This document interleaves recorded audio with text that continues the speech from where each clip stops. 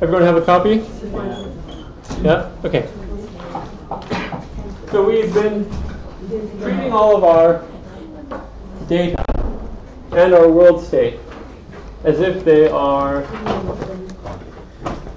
independent of each other. We've been saying we've got some pixel and it is either Apple or non-Apple. And right next door we have another pixel that's either Apple or not Apple. And we weren't doing anything about the fact that maybe they are related to each other, maybe the state of Appleness on one of the pixels affects the state of the Appleness in the other pixel. So how can we fix that? Let me maybe put this up for a sec. If I say we've got two pixels next door to each other, this is W1 world state W1, this is world state W2. Well, what do you suggest?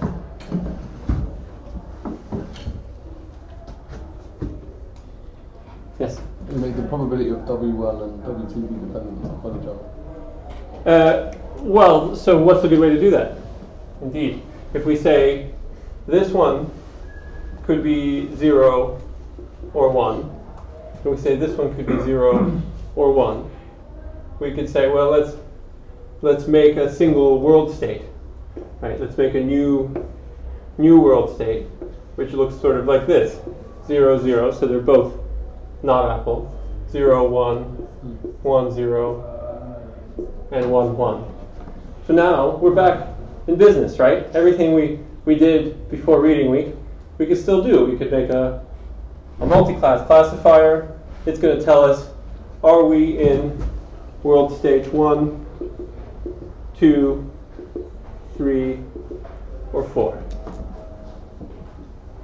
It's not bad, right? We have the mechanics to do this already. Except that now if I add a third pixel, right? How many states am I going to need? 8. So it's 2 to the third, right? So I have 2 to the number of pixels, possible states, and I'm making this multi-class classifier that's trying to find which of those worlds do we live in. One where this is on, off, on, off, off, and it becomes this ridiculous combination. Now that's maybe not so bad, just from where we are right now. So we have computers, we can represent, this sort of thing, more or less. But remember everything we learned in our classification and our regression. We were saying, okay, well, we're going to want to find the relationship between our observations x and our world state. Yeah? So our observations now aren't just the RGB values at this pixel, right?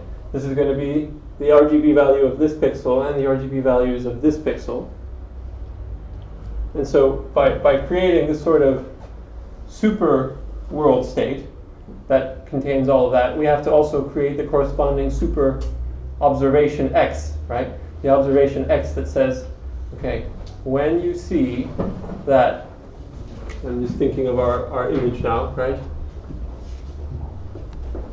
When you see this combination of RGB values, this RGB here, this RGB here, this RGB here, this corresponds to this vector, right, of W being on, off, off, off, on. So do you see how this becomes quite difficult, because we're keeping track of a very big W and a very big X. Both of those are okay, but what sits in between them? What's our weighting factor? What was the variable we were using for this? This factor that was multiplied by X, we would say that we have some normal distribution or we have some sigmoid distribution. It would be X transpose times Phi. Times phi. We would say, all right, well, we've got this phi vector, right? And we're going to have a whole bunch of weights, phi 0, phi 1, phi 2. And they're going to tell us the relationship between our now super-dimensional x vector and all of the different possibilities of the world state. So phi is the clincher. This is where we go from, oh, it's hard and we need lots of memory, to, oh, now it's just almost impossible to do, because we need to have a weight vector that's telling us how much does the relationship of W17 depend on observation of RGB from pixel 1, right? And you have a phi similarly that tells us the relationship between the world state at pixel 17 and observation in pixel 2. All right, so we've gone potentially too far, right? We said previously we've all been saying it's all independent. What happens at each pixel is independent of the other pixels. But now we've said everybody, all the world states depend on all of the data. Okay, so not necessarily desirable data. All right, so this is a much later slide. I'm just showing it as a motivating example, and we'll jump back to the beginning of the slides that you have in front of you in just a moment. Can you guys see that?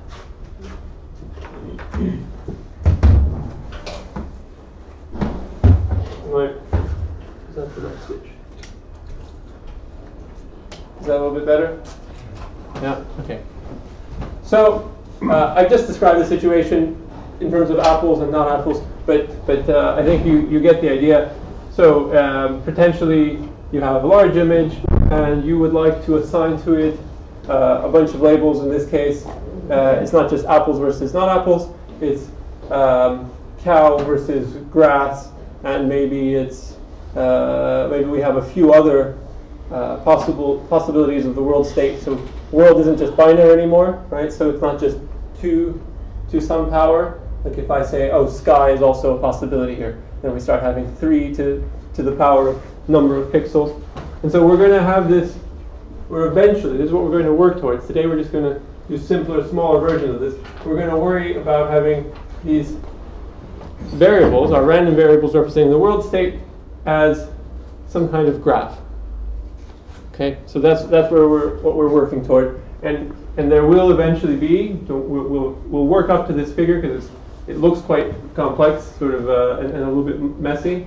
We're going to work to the point where we say, okay, well, there are some nodes for the world state and other nodes for the data. For today, we're just worried about imagining that we have random variable x. Okay, don't worry about whether it's the data or the world state. Just back to as if we were talking about regular, just the introduction to probability. So we had said that if we have 2 random variables x1 and x2 that are independent of each other, then the joint probability of x1 and x2 can be written actually as this separate product. Probability of x1 times probability of x2. One doesn't help us with the other. That's when they're independent. And we've just said, well, we want some dependence, but we don't want complete dependence, right? So, to the rescue is this concept of conditional independence. We might say that variable x1 is conditionally independent of x3. So now we have 3 variables, x1, x2, x3. x1 is conditionally independent of x3 given x2, so you have to be given x2, when x1 and x2 are independent for some fixed x2. So just bear with me, I'll show you a graphical version of this in a moment. But basically we're saying, someone hands you this equation. They say probability of x1 given x2 and x3. And if it turns out that that probability equals the probability of x1 just given x2, that means x3 wasn't helping. So if someone hands you this equation, you should say, wow, collecting information about x3 is pointless here. And what the English behind it, the conditionally independent, which you should be looking for, is that something is conditionally independent of something else, x1 conditionally independent of x3, given a third thing. So there are always three things at play with conditional independence. Conditional independence, this mysterious relationship we're about to illustrate a little more carefully, it also works the other way. If x1 is conditionally independent of x3, given something, then x3 is conditionally independent of x1, given that same something. x3, probability of x3 given x1 and x2, it's just the probability of x3 given x2. So if I gave you the first equation, you'd be able to write down the second equation. You still need x2. Can't get rid of x2. There's a conditional independence that depends on being given x2. And so when you have this situation, we're going to talk about factorizing today. Factorizing just means writing out the probability terms, right? So our joint probability, we've been doing this from the first week. Our joint probability on x1, x2, x3, we can write it out as probability. So this first equation, we're taking no shortcuts. We're making no assumptions, right? This is just honest to goodness, right? Factorization. We're saying, okay, well, if I'm going to pull out probability of x3 out in front and make this a conditional probability, probability of x3 given x2 and x1, then I need to look at the probability of x2 given x1 and probability of x1. Is this clear? We probably skipped a step here. We could have said probability of x3 given x2, x1 times probability, joint probability of x2 and x1. But that last one, joint probability of x2 and x1, factorizes out into these pieces. However, because we have this relationship here, we know that the probability of x3 given x2 and x1, that's this one here, right, can be replaced by probability of x3 given x2. So that term becomes that term, and the rest stays the same.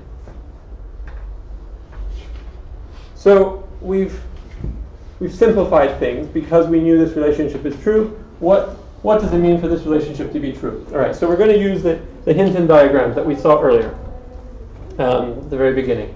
Hinton diagrams, recall, bigger white area means higher probability. We're going to deal with three variables, okay? So you have to kind of keep track of three discrete variables. x1, x2, x3. x1, how many possible states can x1 be in? Cool. How many possible states can x2 be in? 3. And how many states can x3 be in? 2 states, right? So this sort of this 3D data is sort of represented as these two slices. So x3 can be low or high, just like all the other variables, but they've got 4, 3, and 2 states. So if an oracle knew everything about your variables, this is what it would know. This would be sort of the ground truth. So now, keeping this sort of in mind, imagine that now I'm going to be playing this game with you where I give you some of the information. Maybe I give you a hint about some of the one or maybe two of the variables, and then I ask you about the third variable, and I say, is it probable or is it not probable? So, first, if I hand you x1 and x2, and I just look at one slice of this, and I say, okay, is there any kind of independence going on? Any kind of conditional independence? Is there anything I can say about x2 if I tell you x1? If I tell you that x1 is this column, right? Can you tell me the value of x2? Well, yes, probably. You could say that this one's a little bit more likely of an x2 than that one. Maybe these two are roughly the equal probability. So you need given x1, you can figure out that this version of x2 is the highest probability. If I tell you a different x1, I whisper a different hint about x1 and say it's this x1. What's the most likely x2? You'll say, oh, it's this one. And so on. So whatever x1 I tell you, your choice of the favorite, the most probable x2, changes. Okay, so we are all dependent on each other here. x1 and x2 completely dependent on each other. That's taking the slice of x1 and x2. We could try taking a different slice. We could take x1 versus x3. And the same thing is going to be true. Depending on which x1 I pick, your prediction about whether x3 will be the high version of x3 or the high version or the low version of x3 will change. Yes? Is this part clear? All right. So what we're seeing here is that there's no special independence when we look at just two variables at a time. Joint probability of x1 and x2, x1 and x3, x2 and x3. Those are all possible combinations here. Okay, what's interesting, and where the conditional independence will hopefully start to make sense, is if I say, all right, I have this suspicion that given x2, maybe you don't need both of the other variables. All right, so the game goes like this. I'm going to tell you for a fact that x2 equals 1. So we're looking at this slice of this 3D data, right? x2 definitely equals x1. And I'm going to ask you,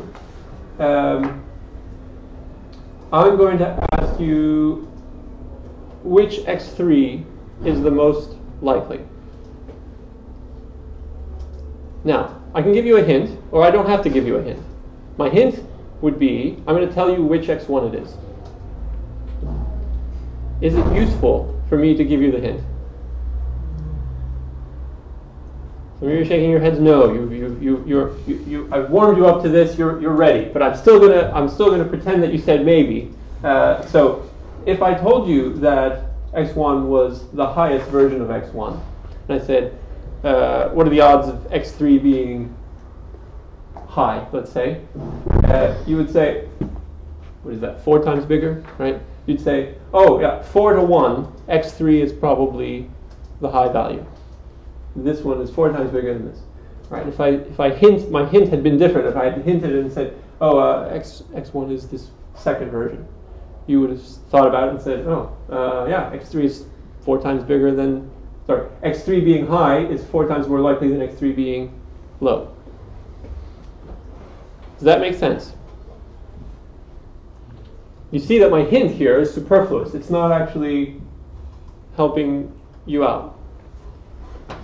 Now that's true of these other ones as well. So I could pick any one of these, whether x2 equals 1, or I say, no, definitely x2 equals 2.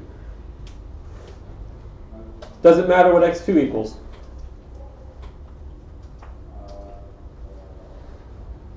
So nodding heads, one way or the other. Yes? Yeah, it does matter. Sure it matters, because if I say x2 equals 3, then whichever x1 I tell you, I whisper in your ear, you're going to probably say, oh, the low value of x3 is more likely. If I say x2 equals 1, you're going to say, well, the high value of x3 is more likely. Right? These are sort of bigger than the bottom, and these are sort of bigger than the top.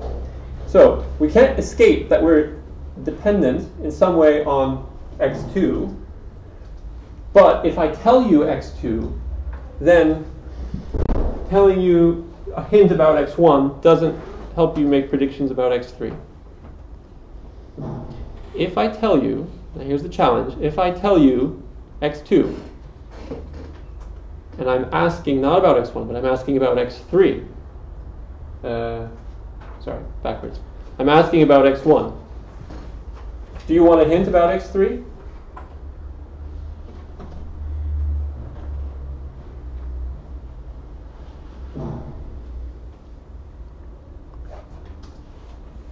We're here. I'm going to ask you if x1 is high or low, or in between. Low, whatever. Which one of these 4 states is it in? And I can whisper in your ear, I can give you a hint about x3, high or low. No. No. Not useful. How many agree? Disagree? Okay. And the rest are abstaining. Okay. So it's right to agree. We've got do you mind if I use x equals to, x2 equals this one? Right, it doesn't matter. I could use this one, or this one. We're dealing with this one. I say, I'm going to give you a hint. x3 is high. Make a prediction about x1. And you're going to say, oh, that is whatever that's 8 times more likely than that one. Yeah. So this is the most likely state, 8 times more likely than that, maybe 15 times greater than that. I mean, I'm just guessing at the numbers here. But what you should be estimating by looking at this is that whether I told you x3 was high or if I told you x3 was low, this one is the same proportion bigger than that, and the same proportion bigger than that. The thing that might be confusing, if you were unsure about the answer to that question, and you abstained for that reason, quite a few of you there, is because this looks like a different size than that. Why does the absolute size of this not matter? They're proportional, like we need to normalize them. That's it. I think it was the same answer in a few places. Indeed, you're going to have to normalize. You're going to say, well, given it's x2, and whether or not I give you a hint about x3, we're going to just normalize and say, well, x1 is one of these 4 options. So we have to normalize by the total area of the boxes. And once you normalize by the total area of boxes, the only thing you care about is the proportion. How much bigger is this box than that versus that versus that. Okay, conditional independence. That's it. It's saying you need to be aware of who you're dependent on, but maybe with that dependence, other variables can be viewed as working independently. You could also interpret this as, some people like this analogy, if you can't make money by betting with this extra hint, right? You get no advantage. The betting doesn't improve by having this other piece of information. So if you already know x2, your predictions about x1 are not going to be better. You're not going to win any more money than you would have with or without the hint on x3. All right.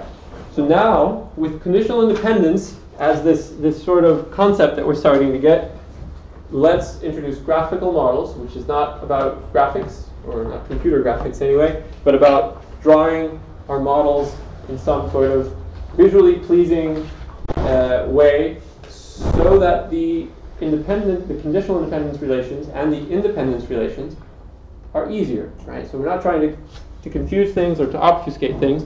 We want to make them easier to understand. All right, so we're going to have 2 types of graphs. We're going to have directed and undirected graphs. The directed graphs are called Bayesian networks. The undirected ones are Markov networks. Okay, so we have names attached to these things. I have most care that you understand the concept, but we'll start with the Bayesian networks, the directed graphs, and then we'll do undirected after that. So, the directed graphs. You understand the context we're in. I have a bunch of variables. I have n of them, maybe 3, maybe millions. I want to know what is the joint probability over all of them. And I'd like to somehow encode the information that not all of them are completely codependent on each other, right? Maybe some of them are, some of them aren't. So some have independence from each other, and some have conditional independence from each other, given something else. That's our goal here. All right. The way to write out the probability for all of these variables is going to take this form. This is the general form. We're going to have the product over a bunch of probability terms. We have as many terms as there are variables. So if we have n random variables or n pixels in your image, right, we're going to have n products here. The probability of each of those variables given the parents of the nth variable. PA is for parent. So if we're going to we're going to illustrate this.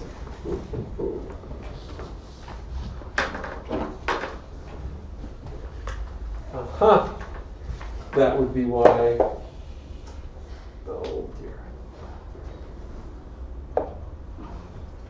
Slightly crucified, yeah. Okay, we might not use that. Alright,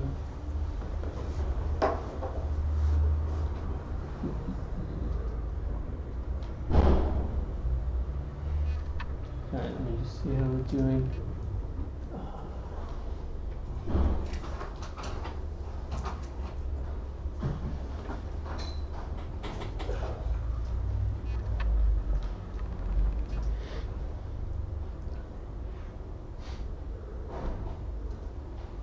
So if we say that we have a variable x1, we're going to say that it might be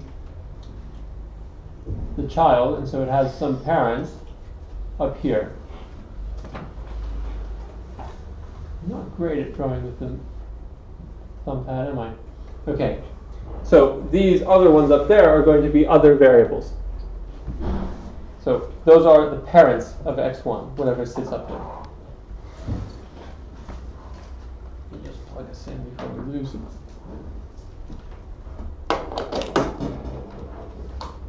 Power. So when we have a graphical model, we're going to add a node per random variable.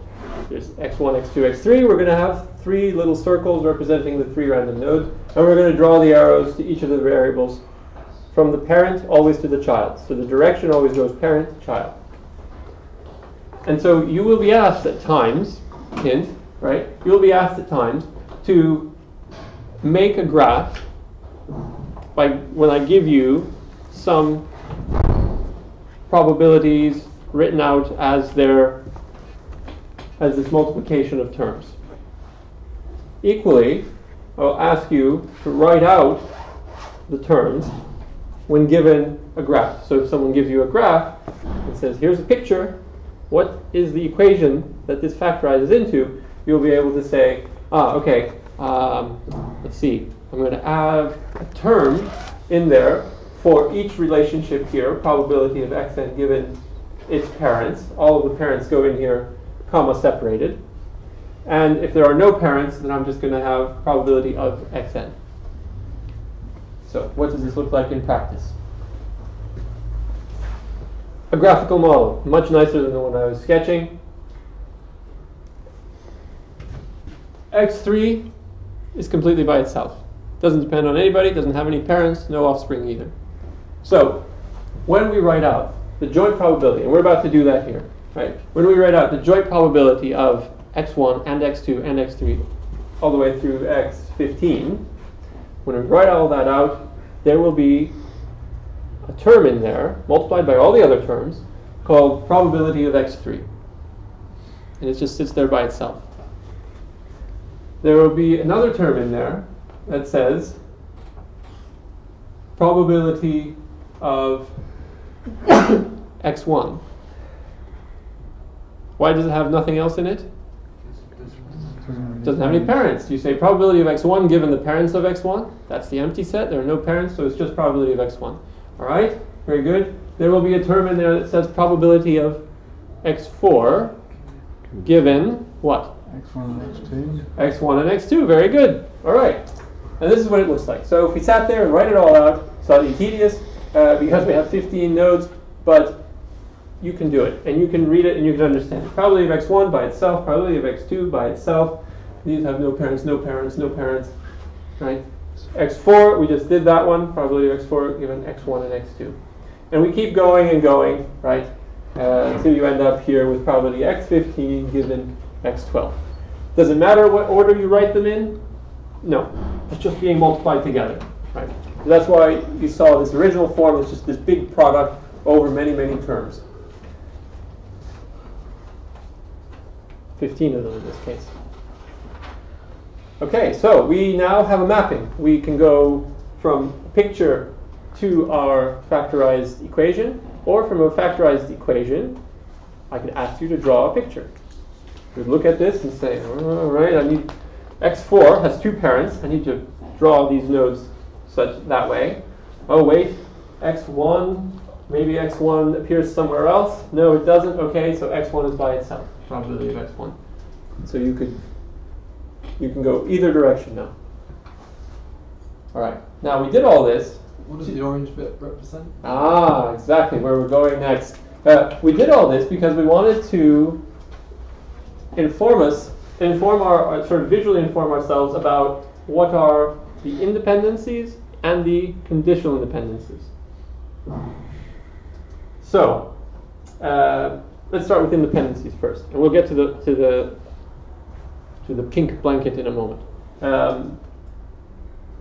X3 and x1, are they independent or dependent on each other? I heard one answer already. Anyone else? Independent. X3 is completely disconnected from everybody else. Clearly, it's really doesn't play well with others. It's completely independent. Right. So in fact, we have a rule for saying if something is dependent or independent, because things get trickier a little bit when we move inside of here, right? If there is no route following the direction of the arrows, if there is no route between two variables and they share no ancestors, they are independent. So, x5 and x6, are they independent?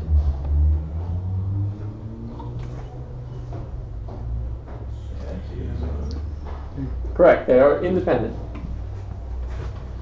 You could try to go this way, but it's upstream. You can't go uphill. You can't go, this is a one-way street, and it's going the wrong way.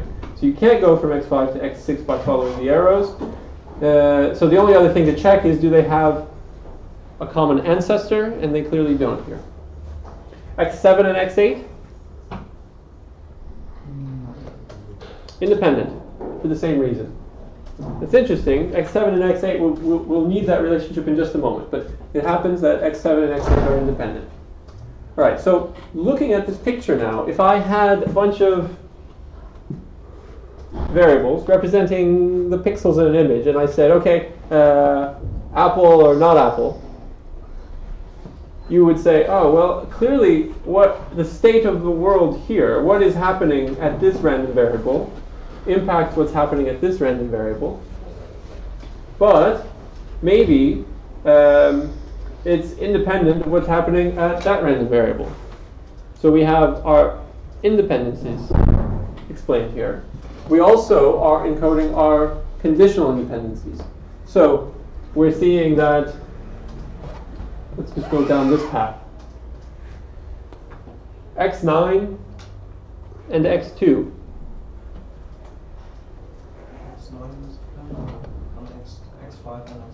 x9 is dependent on x5 and x2. All right, so I think this is a great place to start. It's exactly what we should always assume, that everybody is independent. Sorry, that everybody is dependent until proven otherwise. x9 is dependent on x5 and x2. So think back to conditional independence. You're trying to make money by betting on the state of x9. You're trying to decide if it's high or low, right? Like we did with the Hinton diagrams. If you know the state of x5, does that help you figure out the state of x9? Yes. All right. If you know the state of x2, does that help you decide on the state of x9? Yes. Yes, because we just established that they are dependent, right? All right. Now the big question, right? I want to know the state of x9. If I told you the state of x5, would you benefit from me giving you a hint about x2? No. The answer was no, and that's correct, right? Everyone sees that's correct, everyone's nodding heads. There's no extra information coming in here besides what x5 has already told us. It doesn't help to know what x2 is doing if you've already got x5. If you don't have x5, if you're uncertain about x5, it's got some distribution, then sure, x2 is helping us figure out what's going on with x5. But if you know x5, or you have some fixed distribution over it, then there's no extra information that x2 can offer. All the uncertainty is already wrapped up in here. It's represented, that's fine. That's all x9 is going to benefit from. So in this picture, we're encoding our independencies, our dependencies, and our conditional dependencies. All right. And now we're going to get to this pink thing, the Markov blanket. So a variable is conditionally, so we have our definition of independence, right? We just use that. A variable is conditionally independent of all others given its Markov blanket. So this is quite cool because that means if you can figure out for a given node what is its Markov blanket, whatever that means, then you'll be able to say, this is the Markov blanket of x8, by the way. You'll be able to say, you know what? The state of x8 is conditionally independent of everything else given the blanket. So let me just explain this, right? We've got some variable. We picked x8. We could have picked any one of them. And it's quite reasonable that I might pick one of them and say, hey, draw me the Markov blanket for this other variable. We've got a variable, and we draw a Markov blanket around it. The job of the blanket is to include all of the things that you need to be given to make a judgment about x8. If you are given all of the things in the blanket, you say, okay, I'm going shopping. I'm going to need this, this, this, and this. I'm going to need that variable, that variable, that variable. If you get everything on the list, then you can say, all right, I'm ready. The state of x8 is conditionally independent of all of the things outside of the blanket, given the things inside of the blanket. If you give me the things on the list, I don't care what's happening in those other nodes. Handy, right? Suddenly, we've represented very visually, right, that there's a relationship between this and some of the nodes and not between that and the other nodes. So the thing you should be asking yourself now is, how do we decide what is part of the Markov blanket for node x8? Oops, sorry. Right. There's a general rule, and it's worth reading it and thinking about it. I'll go through it very, very briefly just to say that think of sets of nodes. Is it okay if I'm just going to write over this? You've got a set of nodes A, you've got a set of nodes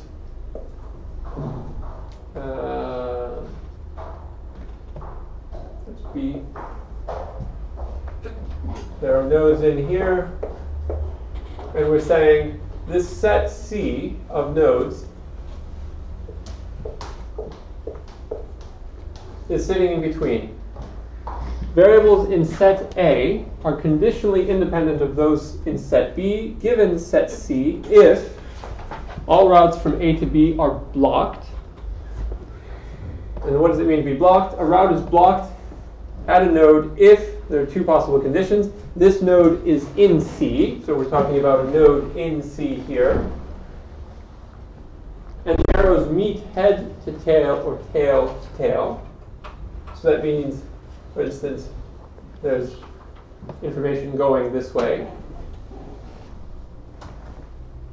Or neither this node nor any of its descendants are in C, and the arrows meet head to head. So that would be, we're talking about this node, it's not in C, and the arrows meet head to head. So that means stuff is meeting this way. Okay, so this is not obvious, so I'm going to give you a more obvious definition, but I would like you to try parsing this sort of offline for homework. Think about it, try drawing a few scenarios, and convince yourself.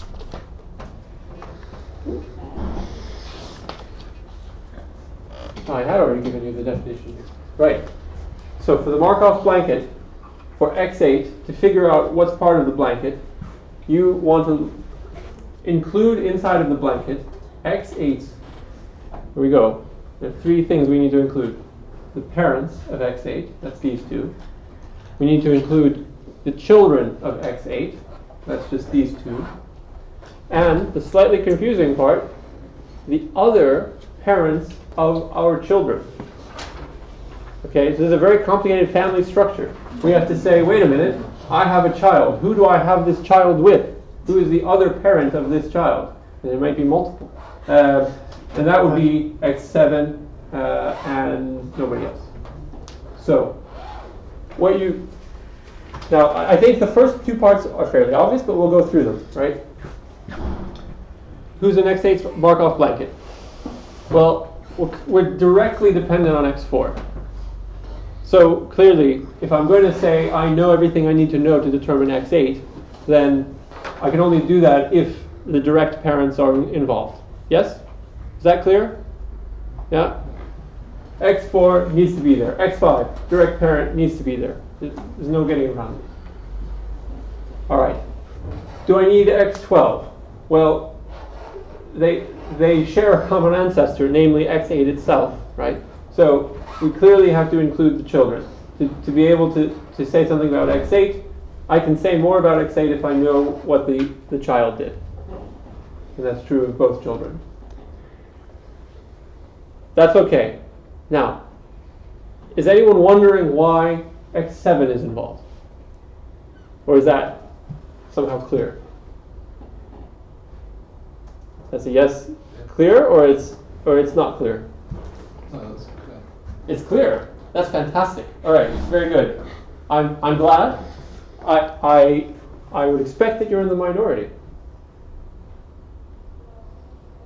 Does anyone else feel strongly about why x7 is or isn't part of the blanket?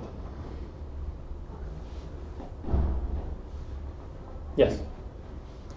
Yeah, it is part of the blanket. Well, it is part of the blanket, but this is sort of drawn for you already. So that's let's say yeah. Because if you don't know x7, then you don't know how much of x8 contributes to x11. Because x11 is dependent on x7 and x8. That's a very subtle but correct explanation. That's right. So we said earlier, bizarrely, what's the relation between x7 and x8?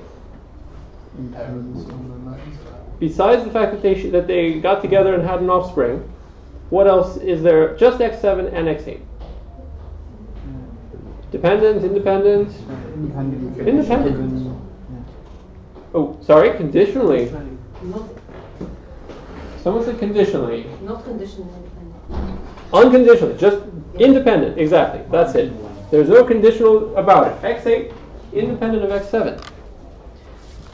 Imagine you get a camera and you go off on holiday. I get a camera, I go off on holiday. I take a picture of a microscope, a telephone booth, and a football. You take a picture of a lion, a zebra, and a squirrel. Okay. Oh, you mean. Don't know where you go on holiday. If your image and my image are independent of each other, right? That means that if I ask you which of the three is the photo we're looking at from your holiday pictures, it doesn't help to know that I took a picture of a football, right? They're completely independent of each other. There's no useful information there. What if, after we got back from holiday, we put them into a program which randomly picks images, right? It randomly picks a state here and randomly picks a state here, one of the photographs that each of us took, averages them together, and produces a new image. These are our children. And so you're looking at this image that's like this double exposure of two things. Now, I'm saying which of my holiday pictures are we looking at? The microscope, the football, the telephone booth, whatever else I said. Football squirrel. No, he had the squirrel. No, it will be all juxtaposed. Right, exactly. So if you say, is it the football that I took or the telephone booth? You say, well, I don't know. It depends. If it's if this double exposure looks like a football and a squirrel, as you're saying, then I know that the pixels, that some of the pixels are coming from the squirrel photo, and that tells me, that says, hey, knowing the state of this helps explain this double exposure, and the remaining pixels have to be explained by x8. So this is this phenomenon of explaining away. Can't you say that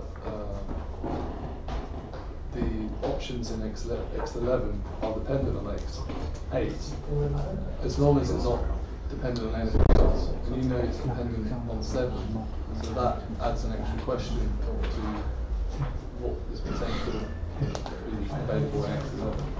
That's a fine way of looking at it. Absolutely. So, however, that's exactly right. So both of these interpretations are correct. We don't extend this out here because we're saying, so x10 is not part of the blanket, right? Because we're saying that whatever photos were taken in x10, right, those don't help us determine x8. It's already wrapped up in x7, everything we need to know. So we go to our parents for the Markov blanket. We go to the parents, our children, and the other parents of our children, and that's it. Sorry, let's just look at the time. All right. So we can finish directed graphs by looking at 2 quick examples. All right. A simple directed graph, just 3 nodes. The joint probability of our 3 variables can be written out as, you know how to do this now, right? You know how to go from this to this. Probability of x1 by itself times probability of x2 given x1. Sure enough, there it is. Times probability of x3 given only x2. Very good. All right. This describes the original example that we had where we had x1, x2, x3, and we're saying, oh, x1 is conditionally independent of x3 given x2. And just because the arrows are going this way doesn't mean the conditional independence is one way. The conditional independence is always symmetric, right? So x3 is conditionally independent of x1 given x2, and vice versa. All right. So this is this reminding you of this general rule. So we could try applying it here and seeing that our conditional independence holds true. It's not a very handy tool, handy definition to sort of remember, but I would encourage you to really try this at home to sort of to make sense of it and think of these sets when you're doing that. There's a proof of this. Proof is quite simple.